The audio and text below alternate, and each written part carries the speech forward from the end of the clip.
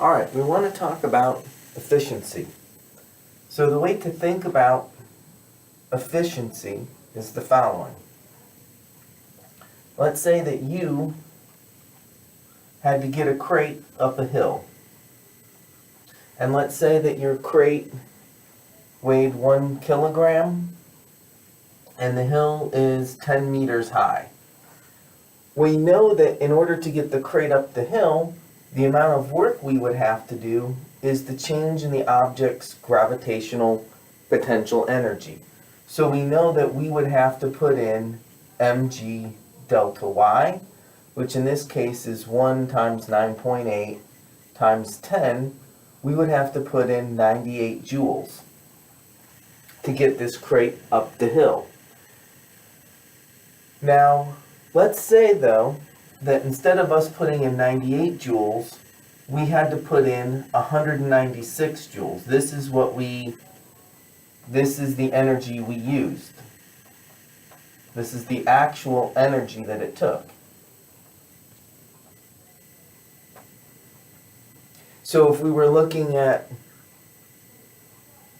our energy equation, we always said that E initial plus work is equal to E final plus delta E therm, our thermal energies. So the idea would be that our energy initial would be 0. We would end up putting in 196 joules, which means that our energy final, which was the mgh, is 98.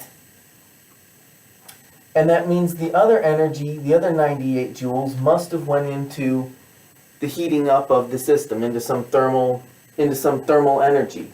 But this is essentially what? This is energy lost.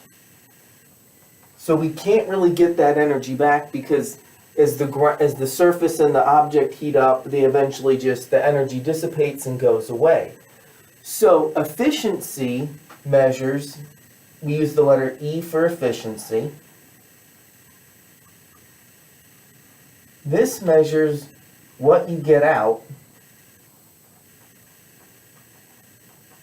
versus what you put in.